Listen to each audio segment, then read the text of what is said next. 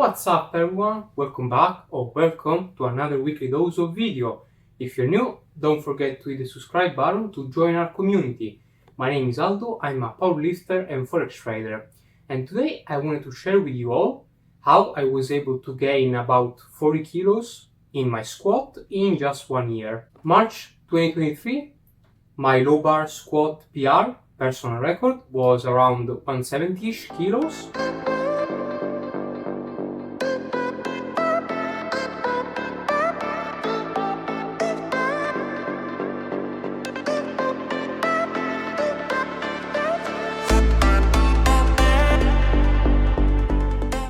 Then, fast forward to March 2024, where I had my most recent powerlifting competition, where I was able to close 210 kilos of squat.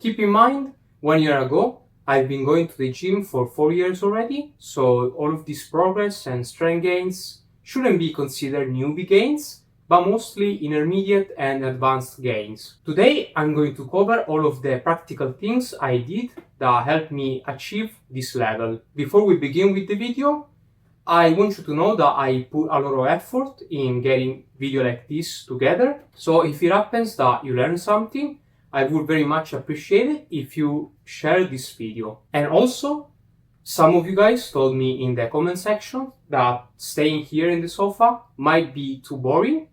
So to show you all that I actually read and appreciate and actually take in consideration each and every single feedback and comment, in this video we're gonna change things up starting from the setup. Alright, I figured this setup should do much better, and that's because you can both see me and then have a visual at any time, and that's because we're gonna cover a lot of things today, but also dive into the details of each and every single step, so that's quite a lot. Now let's dive into the practical things you can do to beat your current squat PR. First, I would say frequency. By frequency, I mean to up the frequency of your squat. I realized that when I went from kind of bodybuilding type of training, where I used to squat once a week, probably even twice sometimes, to then switching to a more powerlifting style, where I squatted 3 times a week, my progress went through the roof. I increased my confidence with the lift, but mostly with heavy weights, which is something you will find really good. Was actually getting in tune with the lift, both technique wise and weights wise. If you think about it on a logical perspective, the more you squat, the more you put the practice in that you need. You definitely have more room to experiment on your technique, on weight and rep ranges. You definitely have much more room to improve things and to also experiment. Okay, so now you are telling me that I could squat 3 times a week, and that means 3 PR a week, 3 max out days? Not really. I mean, you should also, of course, manage the intensity accordingly. And that also is very subjective. You could be able to maintain 2 very intense squat and then 1 very light, or even 3 intense squats. It really depends. I would advise to start with 1 heavy squat and then 1 medium and then 1 light, and you will build up from there. So if you're squatting once or twice a week, I would say 3 squats,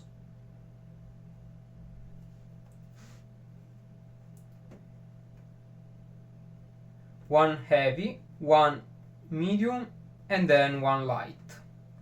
All of this will skyrocket your progress with actually any kind of progress, for strength gains, technique progress, confidence with the lift, and so on. Second, I would say technique. By technique, I mean that your aim should be to master your technique of all of your lift. It's gonna take a lot of work, months, probably even years. So my first advice would be to take your time and don't rush the process. The problem is that most people look for the good enough rather than mastering the technique. And yeah, I kinda see why, and it makes sense, but it really depends on what you are aiming for. Having a massive squat, your aim must be on mastering the technique. If you are still hesitant, I would ask you, would it make sense to find and execute the most efficient technique you can ever perform, and as a consequence lift the most amount of weight? It makes sense to me.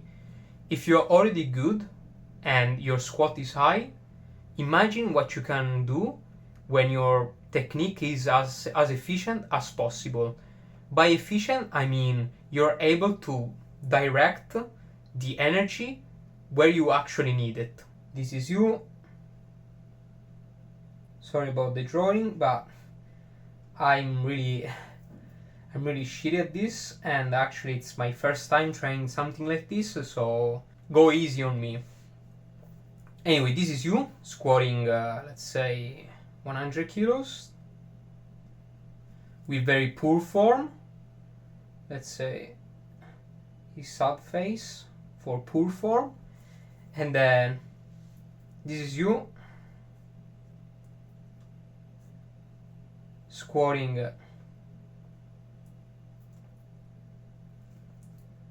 140 kilos very easily with perfect form. The reality from the first drawing to the second one, it's gonna take probably months and sometimes even years. So it took me 5 seconds to draw this shit, but as you can imagine, it takes a lot of time in the real world. Let's talk about the details of what I recently learned and fixed about my squat. Firstly, I would say feet pressure and stability. When I started powerlifting, I started to add into one of the 3 squats a very, very slow variation of the squat with 5 seconds of eccentric and 5 seconds of concentric. That allowed me to really focus on where I place the pressure on my feet, and also before executing the rep to be as stable as possible. So some of the advice, I'll say stability and pressure. The second thing I learned was about my pelvis and hips, the whole area actually. I used to squat with a very tense hips, very close hips. I'm going to show you some of the old videos where you can clearly see the mistake I was making.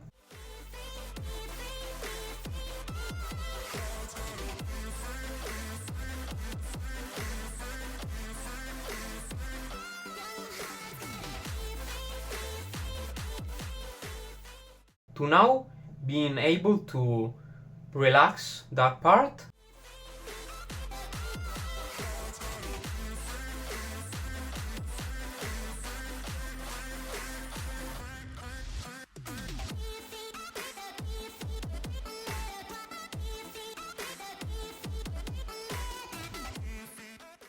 And become much more efficient at the bottom, where I actually feel my legs much more active. I feel very strong at the bottom, nice stretch, and then I also feel my belly much more in between my legs, which is the feeling you will have to look for. To fix this issue, I actually paid more attention while performing these squats. Of course, I didn't start with PRs. I started with very low weight, light weight, and then from there I increased and still focused on keeping the whole area relaxed at all time. So hips and pelvis relaxed. And then the last one, which is the most recent one, is to feel my upper back more relaxed. The points of contacts with the bar, the whole area, I really have to feel it more relaxed. And of course, as always, I'm going to show you some of the old videos where I did these kind of mistakes.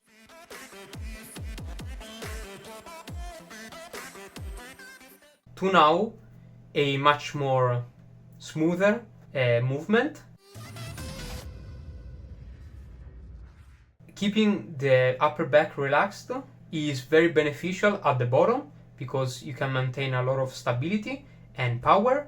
And one thing I'm really noticing as of recent is that when I'm able to keep my upper back relaxed at all time, especially when going from the parallel and then closing the squat, this range of the movement is much more easier if maintaining a relaxed upper back. So I really encourage you guys to try it for yourself. Of course, all of the things I'm mentioning, some of you guys might have already worked on them. You might not know how to start, and that's why all of the things I'm saying, I encourage you all to consider them as leading indicator, leading path to go on and explore and experiment on your own. So last one, I'll say relaxed upper back. Another tip to expand on the relaxed upper back point is while you hold the bar, to not try to tense your elbows and up your elbows. This usually happens when you are about to close the squat, so from the parallel to closing the squat. In this range of motion, really pay attention to what you are doing in your upper back, both your arms and your upper back. One last thing is that you must practice those things, those changes you make on a consistent basis. There is a beautiful quote from Bruce Lee, and that is, "I fear not the man who has practiced 10,000 kicks, but a man who has practiced 10,000 times one kick." And that's basically very relevant to what we are talking about. In life, mastery comes from focusing on few things for a very long period of time. If you are changing the technique of your squat, of all your lift every day, if you are not consistent, you cannot really expect consistent results, consistent gains. And that's also because science teaches us that the more we practice something, the more our muscles and brain learn how to perform the movement much more smoothly. To close the technique point, I would say consistency, but this is true for pretty much everything we will be talking about. Everybody knows how to get the technique right when the weight is easy or still manageable, but your aim, the primary focus, should be on getting it right when the weight is very challenging. I would say RP 7, 8 and above, or even a PR. Alright, let's now go over another step, training. By training, I mean you should address your weaknesses, which can be both technique and muscles. So you could have both problems actually, where you have, for example, you don't really know where to place the pressure on your feet, or you feel very unstable at the bottom of the movement, and that's where you should focus and add to one of your 3 squats a variation where you primarily focus on the bottom part of the movement. That is, of course, an example, and any weakness you have, you add a variation that work on that specific part of the lift. And then for muscles, that's more a hypertrophy work, so more accessories towards the muscles that are weak in the part of the movement. Having massive legs, it's never unproductive for the squats. You know what I mean? One tip about this step, but also the previous, the technique step, is to try and always record yourself while doing normal squats, but also while doing the variations. That's one of the best way to first judge correctly whether you close the RPE you prescribe yourself or the RPE you had in your training. And that's also because it's very hard to judge if you don't really see yourself from a video, to judge correctly whether you close it, let's say RPE 6 or RPE 8. When I started recording myself, I realized how light I was going and how heavy I was going on some other stuff. So it really does make the difference. And also the second reason is that you can clearly see your technique progress, whether you are performing the exercise correctly, whether you are making a mistake. Even if a friend tells you the exercise wrong, you're doing the exercise right. Not to be too arrogant, but you should also have your opinion. Again, this step is gonna require a long time, might require a long time. So again, same advice is to practice all of these things on a consistent basis. That might mean that 1 month of work may not be enough on both technique work and muscle hypertrophy works. 1 month might not be enough, so you go to 2, 3, until you are actually ready. The last step is recovery and mindset. I left this step for the last, but it's not the last for importance. I actually believe that this step plays a very important role, especially when you have the big days, like a max out day, PR day, even a competition. All of the things I'm about to say are still very, very important. When I actually was super prepared for my big days is when I actually have and close big days. I advise this to all of my friends and I can clearly see the results for them. The days before you have a big day, a PR day, a competition, I would definitely say to manage your sleep schedule as well as possible. I would even say to sleep 8 to 9 hours in the days prior of the big day. I would actually advise this to be a standard, but I definitely understand that not everyone can actually and is able to have this kind of hours for sleep. If you can, I advise you to aim to these hours, and you'll thank me after you hit a massive PR. You'll definitely do that. Pre-workout, the day of the actual big day, where you are going to PR on your squat, but it could be actually anything, your bench, your deadlift, or all of 3 at the same time, a competition. Before the workout, try to have something, and by that I mean supplement-wise, caffeine, creatine. I show multiple times in my workout videos what I take for my big days, and it's a complete formula pre-workout, so those one are good too. And especially when you like them and when you take them, you kind of have a belief that nothing can stop you. That's when you know the pre-workout and the mood for the actual day is right. This is a more kind of motivation stuff.